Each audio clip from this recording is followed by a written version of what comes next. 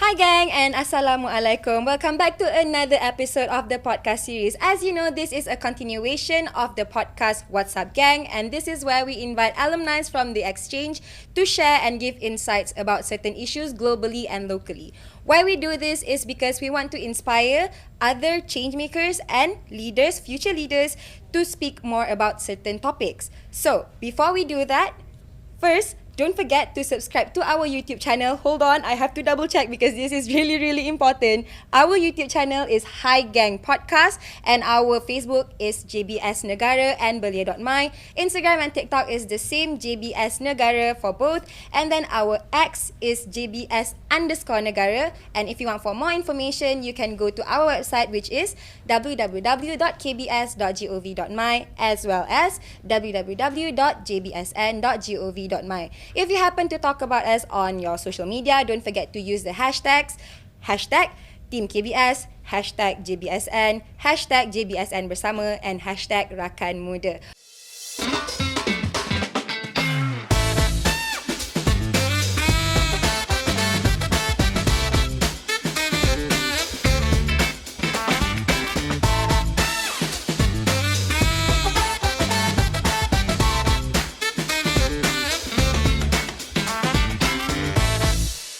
Alright, so let's go on with our talk for today, which is mental health. Okay, so today we have our two esteemed mental health advocates, which is Miss Roshini, the psychology first aider and Red Crescent member, and then we have Miss Suhaila Osman, who is a mental health advocate and psychology first aider. Okay, so before we start, can I just get a gauge at how did you guys get into this field and what made you guys so passionate about advocating for mental health? Let's start with Miss Suhaila. Okay, thank you, Fira, for inviting me to share about this. It is a very good platform for me to share about mental health. Personally, when I involve in this mental health is because I would like to educate people. Because what I can see that we are lack of awareness about mental health, especially among the youth, adolescents, and the poor things is for the kids. So I was thinking that maybe this is the best way for me to contribute to the community, so that I will be able to help them to understand about this in the deeper, so that we can have more awareness and we can have more treatment, for that we can save a lot of people. So that is my intention. Lessen the stigma. I mean, Yes. throw away the stigma. Yes. Okay, what about you? As for me, I am a person who really love helping people.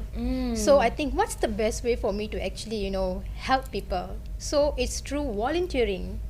Yes. So basically, I just signed up for Malaysian Red Crescent Society, got into first aider, and started my duty to help people, through mental health, through learning how to calm them, and just when you help someone, you just feel so great about it. Yes, Exactly. just have that warm feeling inside your heart, right? Exactly, yes. Yes, okay. So, in today's fast-paced world, you're always so stressed and you have deadlines to catch and everything. It's so difficult to maintain your sanity, right? Yes. So, to start off, I'll ask Ms. Suhaila first. Yeah. What is the differences between mental health and mental illness? Okay, that's a good question, Fira. What I can share about mental health and mental illness is very important, because nowadays I can see that a lot of misunderstanding or the perceptions about mental health. Okay, for your informations and the rest of the teams and the audience as well, mental health is a state of mental health where you are able to cope with your stress of life. You realize your abilities, right? And then you learn well, you work well, and you are able to contribute to community. So you know yourself, where you are standing, what you can do, and you can manage a lot of things. Yeah. But mental illness is a difference. Mental illness is diagnosable condition, mental health conditions, where such as like anxiety, depression, bipolar, and so on and so forth. So you will be amazed to know that everyone has mental health. Do you agree or not? Why I say so? Because why? Everybody have a mechanism to cope with their stress or managing a lot of things. but not everybody has been diagnosed with mental health. Okay, so if you say that I don't have mental health issues, you are wrong actually.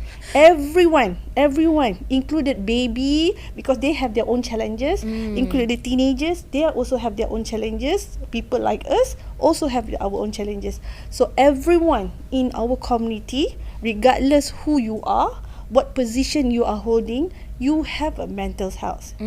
So that don't say that I'm okay, I don't have mental issue. No, you're wrong. Because one, we as a human, we have a brain. So definitely we have a mental health states where we can say that I'm not okay. But actually, if you're not okay, it's okay. True. So that's why we must really understand what's the difference between mental health and mental illness. Okay. It's just sometimes when we hear people say that I don't have any mental illness, it's because you haven't gotten it checked. Yes, that's why you need to. If you can do that, actually, if you want to know whether you are okay or not, you can do the test, which is DAS-21, to see where your levels of stress, how you manage certain things. Because only people who correct me, Roshini, people who are allowed to do that mostly are psychologists or counsellors, because they are certified people who can read your results of DAS-21, right? But people like us, our public people, you can't simply say that I have this, I have mental illness. No, it must be certified diagnosable conditions to say that. Then it must be clinical proven. Then for example, Fira, ini Roshini also is aware that some people, I have a OCD, right? You are certified yourself. No, you say that, I cannot this, I cannot that. No, you are wrong. You must be diagnosed first, and then let's say for the psychologist or psychiatrist say that yes, you have these OCD symptoms or whatsoever. Then you are. Until that, there's no diagnosis, there's nothing, you are not allowed to diagnose yourself actually. True, because it can be dangerous if you like wrongfully self-diagnose, right? Yes. You will create chaos actually, right? To add on what she said just now, I see some people actually talk about OCD like, it's not clean lah, aku ada OCD. It's not this lah, aku ada OCD. Actually, the real challenges of someone who really has OCD is not about just cleanliness. Correct. They get so much of anxiety, like they need to stick to their routine. That's the actual challenges of an OCD person, not just not clean, I'm OCD. Yes, that's perfectionism, no? Exactly. That's exactly the word is perfectionism. There's a big difference. Okay, so I heard that you went through a flood last year in Meru Klang. So, can you share a bit of your personal experience going through that? Yes, I definitely can. And I think everyone needs to know what I went through, because I'm also a human. So, as a human, going through this psychological first aider, I'm expected to assess the situation, find out what this person is going through. Are they angry? Are they crying? And then only I can, go and decide what kind of approach I'm going to go and approach them. But when I enter the PPS, I see the chaos so much. Really. There are kids crying because parents don't have, missing. And then there's a family like angry because, people are missing. Right? Everyone is separated into different PPS. So they don't know whether their loved one is alive or not. And then most of the time, you don't have phones to contact because there's no charger. Your phone is probably submerged. Yes. So when I enter, I was like, I don't know where to go because I feel so sad. I also want to cry. But as a PFA, one main rule you need to know is never cry in front of the person you're actually trying to comfort. Agree. Never. Yes.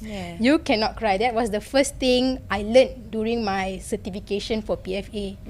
So I approached this kind Chinese family. I asked them, because they were all sitting, they look like complete family, mother, father, children all together. I was like, okay, I think this family looks fine, every one of them together. But then I saw the father started crying, the son started crying. But they were just sitting down and crying. So I sat beside them. I said, sir, may I know if you need help in anything? Do you need any contact numbers in anything? May I know what can I do to help you? Okay. The sad part is, the mother is missing. Okay. That's not even the worst part. The mother has Alzheimer's and schizophrenia. Oh no. And the mother can't recognize the own family. Oh. How are we going to help this family find their mother when their mother do Doesn't not even know exactly. her own family? We do not even know the mother is alive or not. The only thing that I could best do in my situation is get the mother's contact. You know, the name, you know, her age and everything. Maybe a possible picture if we could find. And then spread it out to all the PPS in Meru, Klang. But unfortunately, the day that I left the PPS, there was no news. They still couldn't find the mother. So I have no idea if they actually, you know, Still alive or not? exactly, yeah. But I'm hoping the best for them. But it's a very sad situation to see lah. You see children, you know, crying, running, because you cannot expect though everyone there to help take care of them, right? True. There's There's a lot too of many people. Too many people. Yes. Sometimes you see just babies down there. Mana mak don't have, don't know where.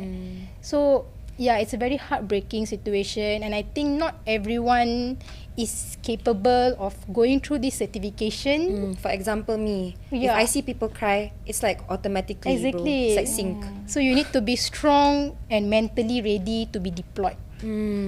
Yeah. I agree that. I like to add more. The situation is already in chaos. We know that. But when we want to be a person who has a psychology first aider, so we need to be very strategized. Especially, we need to talk ourselves. Am I ready to help these people or not? Because you talk about humans, and you talk about, even though I don't know this person, but somehow I will have a relationship. Yes. Right? It's a relationship that cannot be described in the words. So sometimes the moment you would like to open the mouth to help, because you know the situations, and definitely they have a trauma and everything, that is where it will lead lot of stress and everything. Because during that situation, I believe that the stress is very high. So if you take wrong actions, It you will. will double up the stress. You will create another chaos. So it's you as a PFA, you need to make sure that you are in a good position, in a good posture before we can approach. So that's what myself and Roshini learned. So that if you're not ready, don't go. Or normally we will advise, if you're not ready, don't go to help. You need to stabilize first, because it talk about feelings. It talk about people's lives, right? Yes. And it's talk about how they can face the next their future with this situation, because they don't know. Right, missing people, missing all the money, missing all the houses and everything. So they don't know where to start all about. So definitely, I can feel what Roshini feels that. Because there's also a situation where you need to access the situation, right? Yes. And okay, just imagine you are in that situation, but Okay. you are very angry. So you are basically like, you know, shouting there and very angry. And then I suddenly just come in, hi, are you okay? Won't you get more angry? Yes, because Right. can't you see that I'm definitely not okay? Exactly. Right? But then there's another situation where the family is crying, you know, sitting down. That one you can use the approach. Hi, are you okay? Yes. So you need to know how do we approach the angry person. You might get hit. Yeah. Right? That's a possibility. Yes. So that's why you need to use a right word at the right time when you want to help this kind of people, when they, especially people in trauma. So people like us who have go to a psychology first aid. So we've been trained how to approach these people with the different situations, right? Because people have different trauma. Some people have a trauma because of the flooding. Some people because of the fire. Some people lost of their families, right? Yes. So they are different levels. So you need to know to tackle it. And actually. different things trigger different people. So it's really, really important to know. Yes. Because all the things happen will relate back to their mental health. Because during that time, their state of mind is gone, right? Because there's one of the motivational specialists, Dr. Haji Muhammad Fadilah Kamsal, said that your state of your mind will determine your state of your body. So during that time, with their mind is blank and everything, so their action is uncontrollable, definitely. Cannot blame them. Yeah, right. Cannot. because it's out of their means, out of their Yes. power. The adrenaline is there. Yeah, Yes. true. Okay, so the next question is for Ms. Roshini. So, as a psychology first aider and a Red Crescent member at that, on the scene, can you advise us as the people who are let's say I'm the first response, and action to be taken when we want to help the victim? And is it possible to share any tips to assess the situation and how to approach the victims affected? Right, definitely. We definitely need this talk. Yes. Because I see many people, actually get into a fight when someone tries to help them, you see, because they don't really approach in a right way. So basically, once you enter, okay, let's say you're entering a community where everyone is the victim, right? Stand there, just look around. Look, who do you want to approach first? What can you stand? If you feel like, okay, there's family A, you feel that if you approach, you are going to start crying. Yes. Send someone else. Send someone else. You don't go. Or else you will be crying together. Exactly. Secondly, if you see another family where you feel like, okay, maybe this one, I can do it. I'm strong enough. Go for it. So you've assessed the situation. You feel that person is not angry. That person is sitting down just like termenung je, but you know their mental state is gone. But you can handle it. Go for it. That's number one. Once you approach, think of how you're going to start it. Are you going to be like, hi, I'm Roshini, I'm from Red Crescent Society, I'm here to speak to you? Or are you going to take a cup of water and just give it to him or her? That's another one. You must also know, do they want advice from you? Or they just want you to someone listen? to listen. Yes. Because if you keep giving them advice, they will say like, I don't want your advice. Yeah. I just want you to listen to me. I cannot do anything right now. So Yeah, these true, are true. tips. But how do you get this information? Is by assessing the situation. When you look at someone, you can already, get it, Yeah. You can get it, like what do they need? Are they, by their age? Are they adult? Old people? Once you start talking to them, the tips is, you talk less, they talk more. Yes. More listening lah. Exactly, more listening. And one important tip I learned during my certification is never give a guaranteed answer. For example, if they say someone is missing, don't say, I will definitely help you find. You're giving them hope. Promises. Yes. What if you don't find? Then they will say, just now you say you can help me find. You break Problem my to promise. you lah pula Problem kan? to you. So instead, provide, take their name, tell, okay, I will give this to the team who is in charge of finding this person, or actually, providing them resources. Okay, you may contact this, there are possibilities, how many PPS, for example. So they might be here, they might be here. You are there to listen and provide calmness to them. Some of them are experiencing panic attacks, anxiety attacks. You never know. Yes. You know yourself. You know that you cannot help them locate their family because you don't know, right? Yes. You don't even know if they're alive. Exactly. Yeah. So never give them a guaranteed answer, or else it will backfire to you. So that's definitely one tips. Second tips is the sitting. I think many people do not know this, so I really want to point this out. As you can see, how are we sitting right now? It's an L shape, right? Yes. Why aren't we sitting depan-depan, front by front? I'm not sure. Okay, so imagine me sitting front by you, and I'm just staring at you. What is your problem, Fira? Are you okay? Kind of scared. Right? Do you feel like opening up? No. Right? So that's why we sit in an L shape. So this L shape, promotes us to, like, when I talk, I do not have to see you looking at me, but I can look at somewhere else and open up. And I don't feel intimidated by you. Correct? And I can have eye contact with you when I want and move away when I don't want.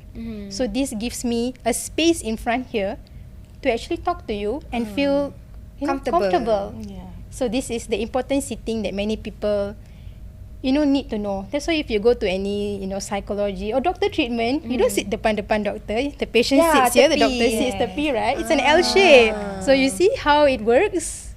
I see. Yeah. It all That's the makes reason why. sense.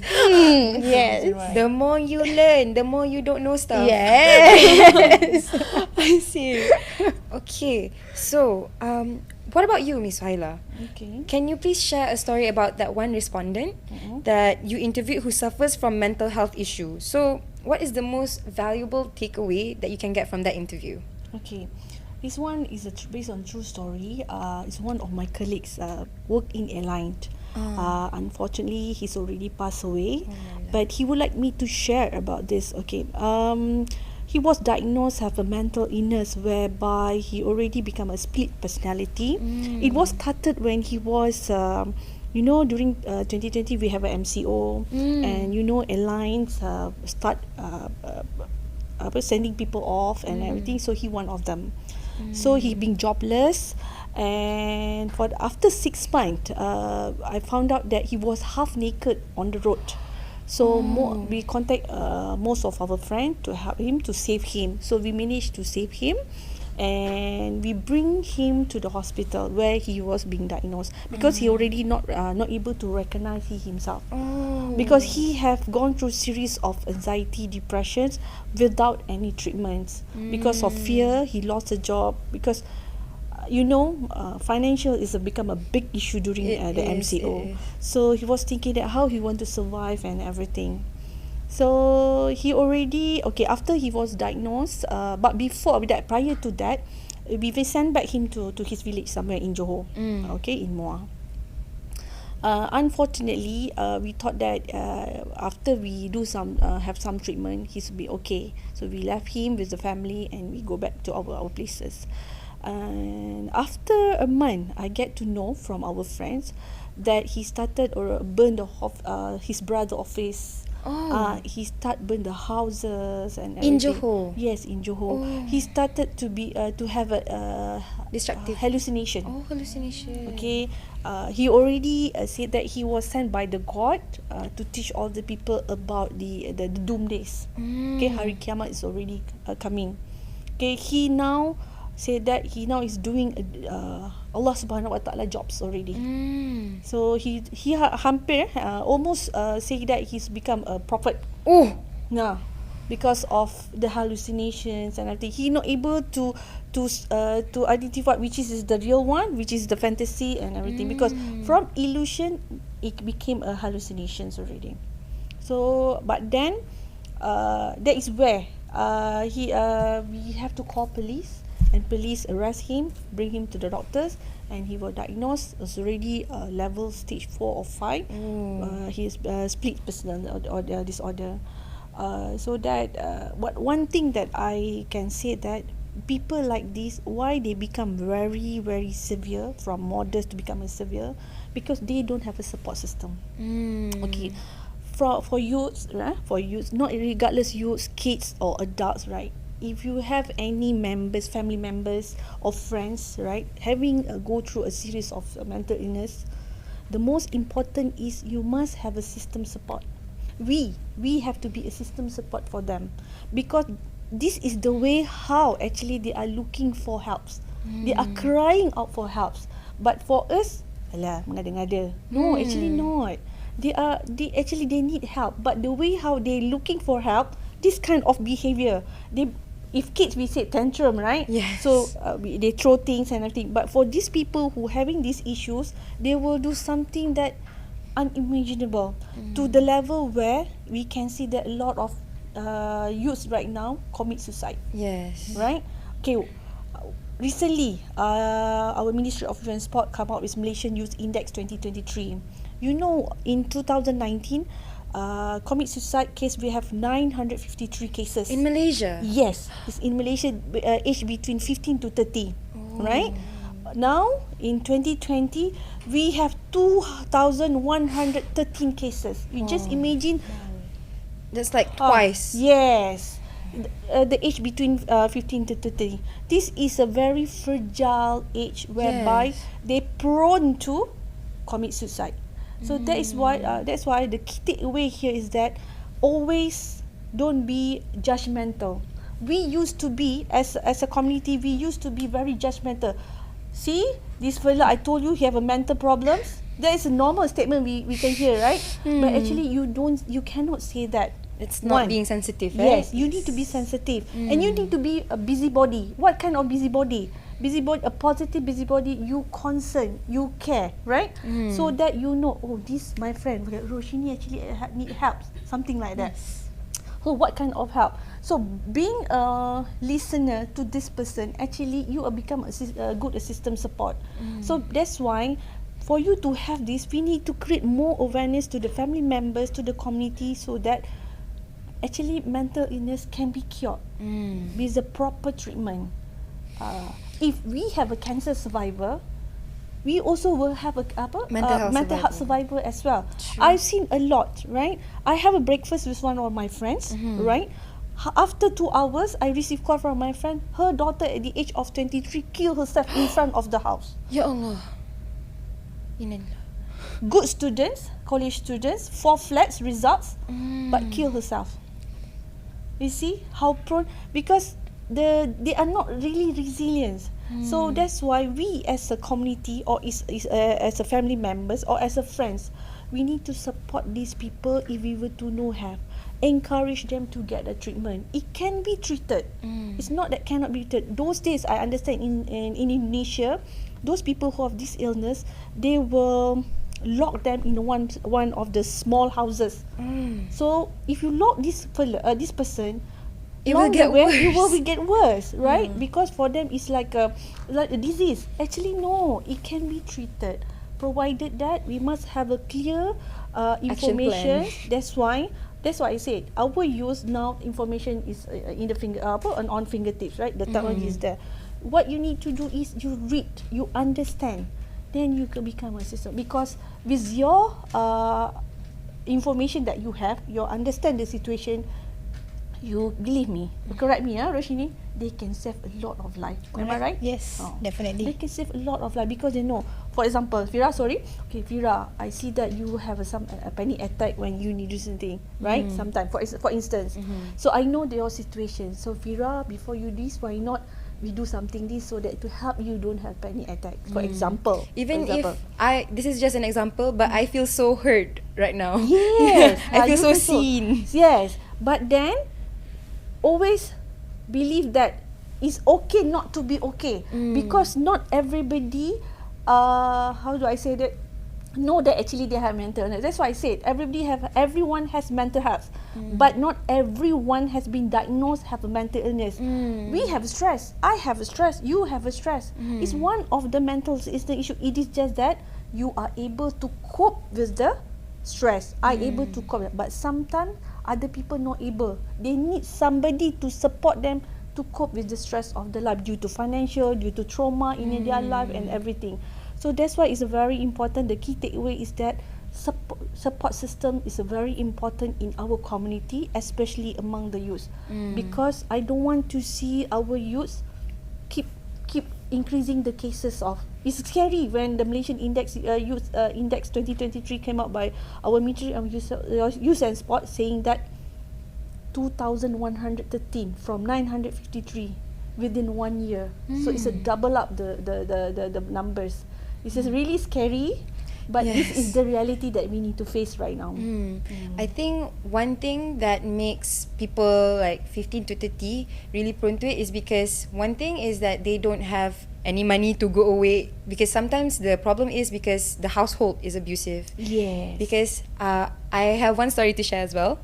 I had this one best friend in 2021, I think. So she broke up with her boyfriend. So she was 21, and then she said she wanted to commit suicide. She called me because I was one of her close friends, and then she knows that I'm struggling on my own, so she came to me for help. And then at that time she had stopped her medication because her parents weren't supportive. Her parents said that if you makan, maksudnya you gila, macam tu.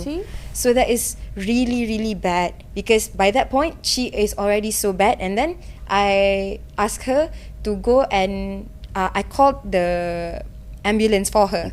She was in Penang, and I was in KL. So the questions by the ambulance were also very intricate, because they said, betul ke nanti bapak dia tak kasi keluar, what not.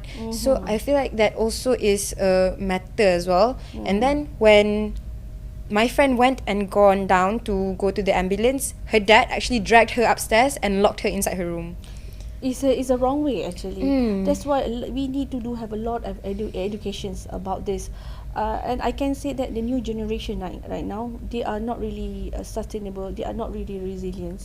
They are prone to do a lot of things. So another thing is Roshini and Firam and the rest of audience, don't simply like, because nowadays we like to share. Okay, you see these people how they commit suicide. Actually, by doing that, you are teaching those people who have an intention to commit suicide. Oh, this is way how to commit suicide. And don't be surprised, I received call from the mother saying that the daughter at the age of 8 already have intention to commit suicide.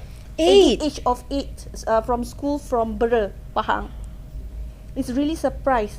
Why? It's really surprised because I think the family have some issues, some domestic issues, domestic violence issues. So could be at the age of 8, she already know how to commit suicide. When I asked her, she said she looked at the TikTok, she looked at the sharing in the WhatsApp about the video people commit suicide, hanging themselves at the bridge and everything. So she have to get the idea how to do that.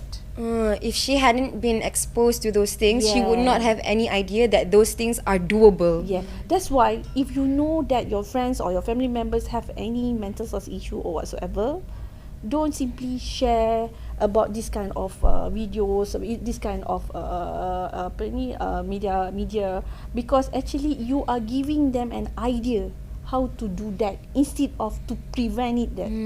So if you want to prevent it that, you need to support them. You need to find people who can help this. Maybe you can get the counselors, or you can get psychologists, or you can get psychiatrists if you really think that need to have a psychiatrist. So that's why the important is, because nowadays anything we would like to share, right? Yeah. So you can share, but you need to share with the minimal info, and you need to know the situations. So that is the key takeaway that we must take. I think it could be as simple as, for example, I notice you're going through a breakdown, right? But how do I support you? It could be as simple as, okay, Fira, stop everything what you're doing. Let's do breathing exercise with me right now. It could be simple as that. Doing breathing exercise with someone. You feel like you're hurt, right? That I'm helping you. We're in this together. Or as simple as having a stress ball with you, feeling hurt, feeling seen and everything. Because nowadays, I see like, especially Gen Zs lah, they keep reposting everything. Yes. Reposting, no Gen Zs, even us also sometimes. It's like, okay, today I'm here, take a picture, put location, put everything. Especially when your TikTok or your Instagram is on public mode, people will comment down there. Like, you'll receive bad comments and everything. It's fine if someone, doesn't take it seriously, jenis tak kisah. But it will be a problem to some who, they feel hurt by seeing that. So imagine you getting, there is 10 good messages, but there's one bad, you will overthink that one bad messages. Yes. So you will be going home thinking, I'm not good enough, I'm not pretty enough, I'm fat, I'm thin, and then you try to when you compare, exactly they compare, and then compare. they try to eat more, eat less, get bulimia, get everything, and then your mental health is down, mental health draining.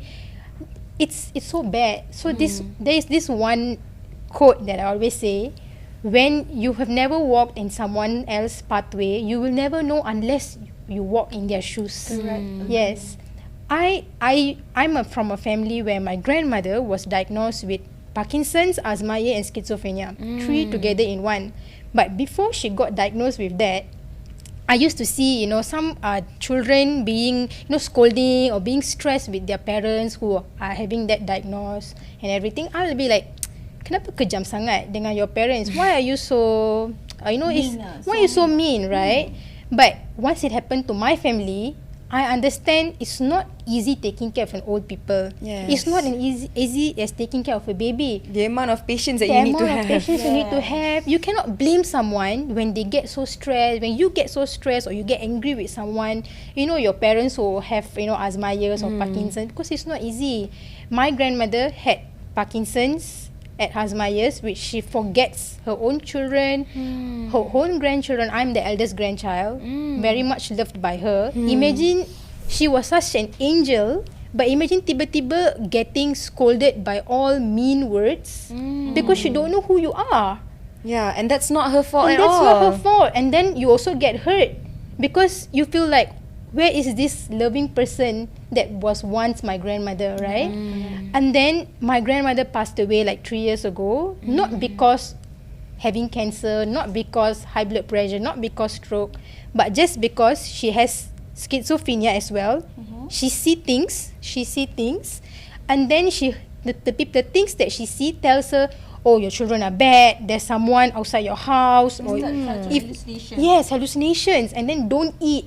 Oh. So she start not to eat. When she cannot eat, she start not to walk, bedridden for a few years, end up passing away. Wow. So But you see, actually, indirectly, it's like a commit suicide. It's just that he didn't hang himself, but he don't want to eat. yeah, you see, don't want to do you see these the cause things. of it. Yeah. Yeah. This So is very, very dangerous. when I have already gone through this whole thing, when I see other families going through, having a parents who is having Parkinson's, schizophrenia, and they complaining or being angry with their parents, I don't blame the kids because I know I have walked through that part. I know how difficult it is.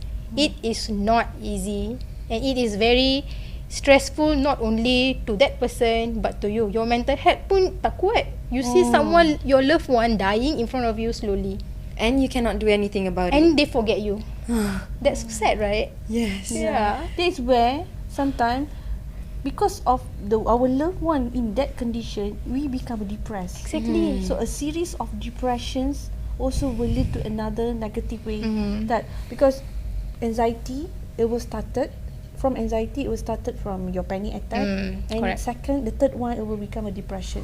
If these three you didn't treat it, that is where you start having illusion, then hallucinations, and that is why you hear people say that, okay, you are here, you are this, you need to do this, you need to kill yes. people, you need to you don't eat, people don't love you, all sort of the voices. If you don't sleep also, you start to get Yes, hallucinations. Yeah, yes. not enough of sleep. Imagine not sleeping. You are So having actually stress, both- and then you're not sleeping.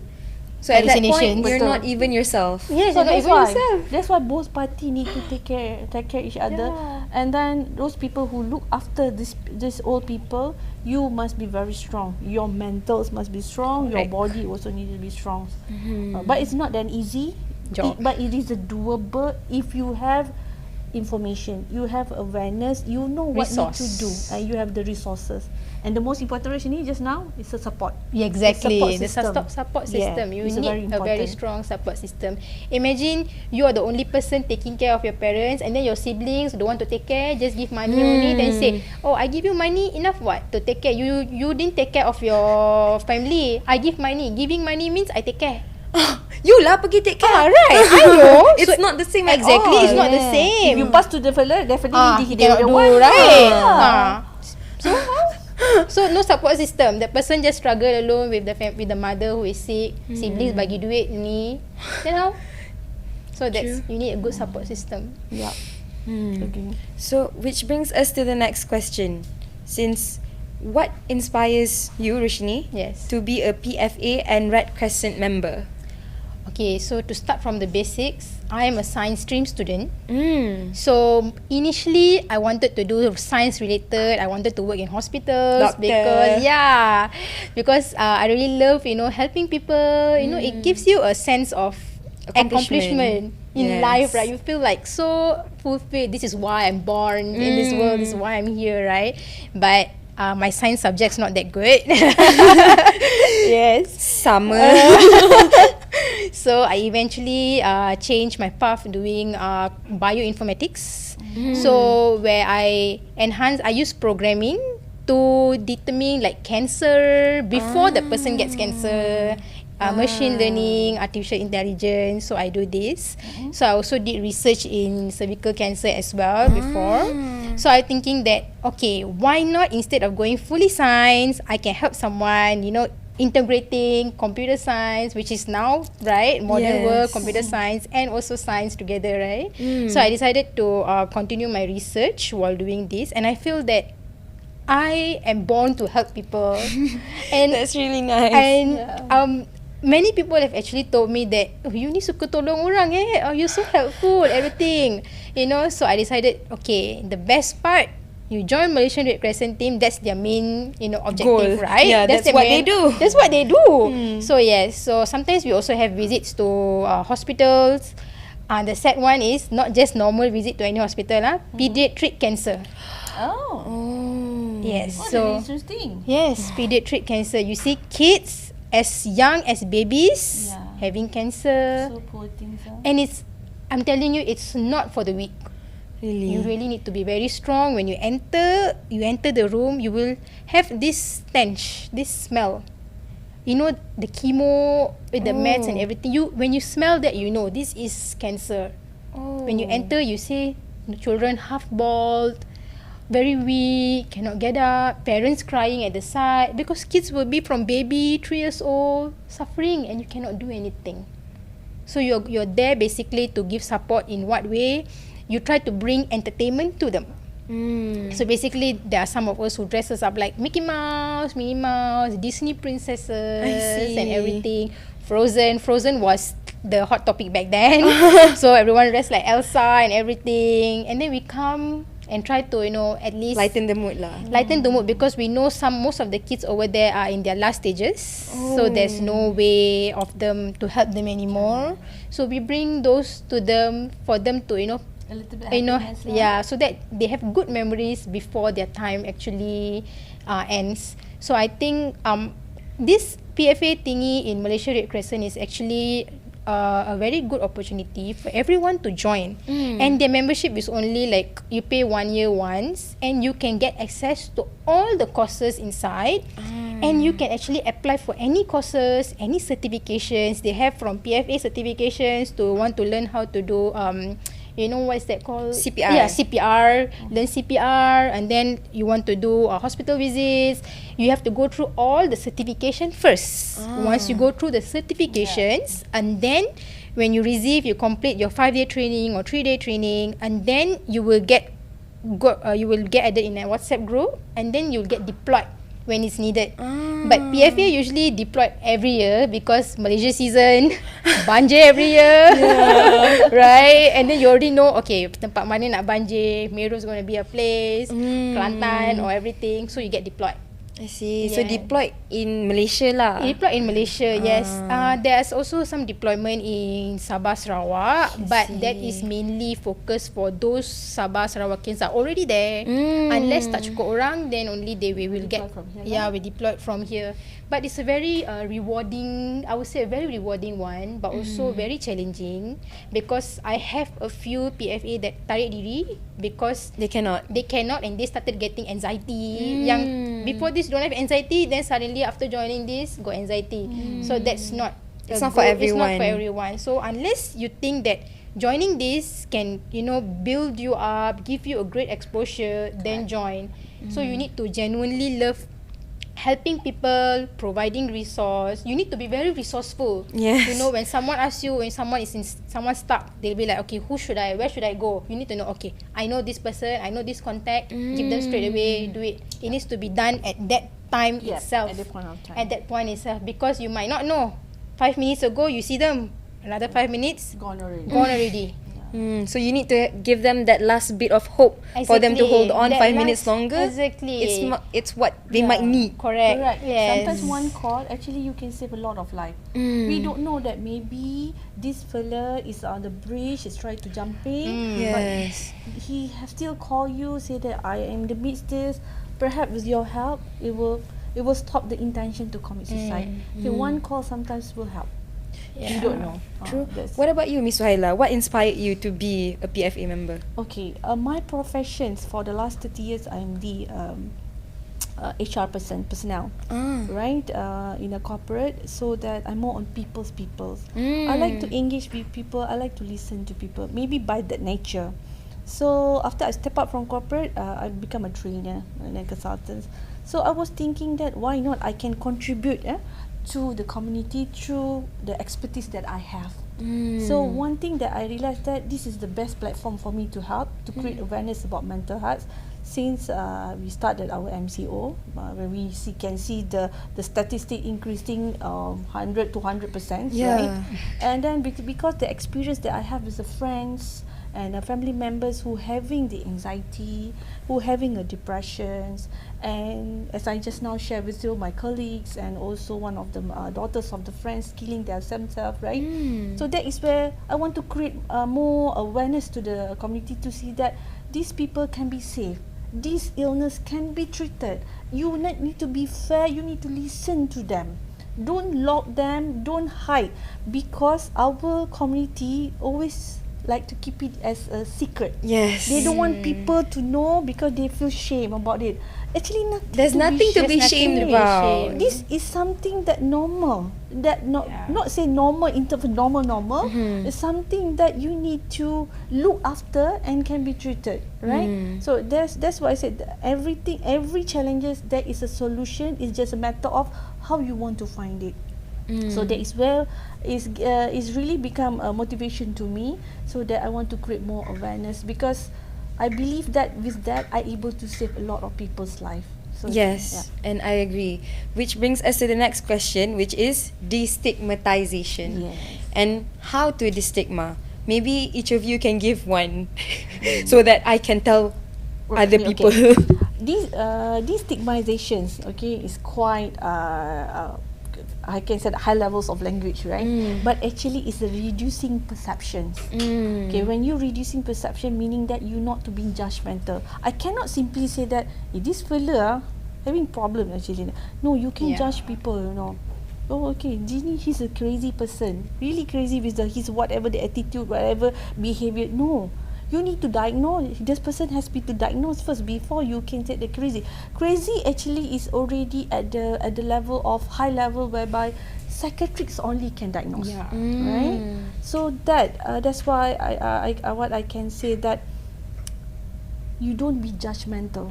Okay? And you need to read the way how we can reduce stigma. One, we need to read a lot. We need to get a lot informations, and we have access to the services everywhere, because now we have a limited, right? So these two things is very important for you to have a destigmatization, because once you have perception, because normally as a human we always have a bad perception before with the right one. So this one need to be reduced. Once you reduce, there is where all you are able now start to have information. Once you have this information, now I know why this fellow like this. Actually have this kind of symptoms. Perhaps I need to help.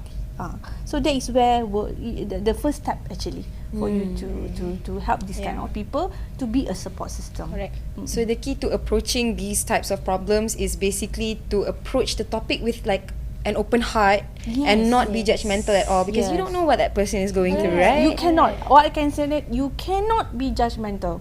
Once you are judgmental, you are not able to help this person, because you always have some bad perceptions. At the end of the day, actually, you will be fed up already. Exactly. Yeah. That's why I always say you never know what someone is going through until you walk in their shoes. Yes. With that being said, I'm going to give you two situations which I noticed. One is, I always hear people say, not even random people, but even my own family, they will say, I think I really need to see a psychologist to get my mental health checkup. Then I said, okay, go ahead. Why not? It's a good thing. You're doing for yourself. But they'll say, tak nak lah, pergi nanti orang fikir orang gila. They think I'm a crazy person. I mean, like, who told you that seeing a psychiatric means you're crazy? Yeah, I mean the fact that you walked to the clinic by yourself and you want to get checked, you have that realization. Assumption. Exactly. They always have that assumption. Exactly. It's wrong. It's because of stigma. Exactly, it's because of stigma. So that one we need to get that one washed out from everyone's mind. Yes, exactly. And then the second thing is, when someone actually, goes for psychiatry, right? Then the doctor will tell them, okay, I've assessed you, this is your situation and everything, and then they'll be like, I think I'm fine, I don't think I need this. They become, defensive. Oh, I don't think I need this, I think I'm fine and everything. So that's one thing we need to reduce it. We seriously need to reduce it, because there's so many people actually know that they need this help, but they don't want to go and see. Yes, it's like you have a pain in your arm, but you are afraid of finding out what the pain means. Exactly. So you just carry on your life, and then the pain and the wound gets larger. Exactly. So it's basically like that, right? Yeah. So which is why that we need to destigmatize everything. Yeah. So if possible, all of us do the DAS 21 actually to know where our mental health states actually. Correct. Nothing wrong, right? You're not going to lose anything, right? Yeah, you don't lose anything. In fact, you know where yourself, at what level you are. If you think that you really need some help, go for it. Nobody will stop you. Because you know yourself better than others, right? For me, I would like to enjoy my healthy life, so I would definitely do that, and I've done it, and Alhamdulillah, I'm okay. Okay, but and because I'm okay, I think I need to help people, those who are not okay. And that's why we have. Yeah, we are. For like, I feel like the reason why people don't go for checkups is because they think it's too expensive. But the fact is, in Malaysia, it's only like 5 ringgit or like 1 ringgit to get your mental health checked, right? Yes. It's super affordable and super accessible. Yes. It's just that some people, they want it fast. And if they want it fast, if kerajaan, then you will need to take some time. Correct. And me, myself, I have gone to the clinic to take my mental health checkup. And yes, it took me a few weeks, but I got the help I needed. And I became the mental health advocate for all my fellow friends. Yes, and that's good. because they never know that it's only 5 ringgit. They think it's like Yes. 200, 300. No, it's not that expensive. Yeah. But the impact actually is very Yes, expensive. yes. Yeah. Definitely, definitely. I actually had this experience where I was sleeping, and then I had this friend call me, and then I know this person is actually going through depression. But then suddenly she called me at 1 a.m. and then sounded so happy. Ah, that's a And red then flag, I'm like, right? okay, this is red flag. Then I was like, where are you? And she was like, oh no, I'm taking a stroll at level 10 over here. I'm like, what are you doing at level 10 at 1 a.m? She said, no, I'm just like looking. So I know the way she says, she's trying to jump over actually. So what I did, I said, stay where you are, but thank God we were in the same floor lah. Yeah, so I stay where you are. I got some brownies, I got some sweets. She likes sweets. So I said, how about we eat and chat? I'm not asleep yet. I'm not asleep yet. I think I could need some air as well. Then she said, oh really? I just thought of going to bed. You see her. The thing is, we need to understand these people who are trying to commit suicide. They won't directly tell you. Yeah, they have their own diction. Yes. So you need to persevere. You need to understand what. That's why many people, when it already happens, they will say, I didn't know she was going through this. How did I didn't see? There were signs. There were signs There is everywhere. always signs. There were signs everywhere. You just need to know how to look for it. But thank God, I answered the phone. That's why always pick up your phone, no matter what time anyone calls, no matter how annoyed you are. You never know. That might be the last time you actually speak to that person. And you can save their life. And actually. I'm very happy that I answered the phone. I went up there. I did sit with her over there. We ate some brownies and everything. She was very happy after that because eating sweets and everything. And then I said, okay, how about you sleep in my room today? And then the next day we went and do this mental health checkup and everything. And I'm proud to say that she is one of a doctor right now, graduate.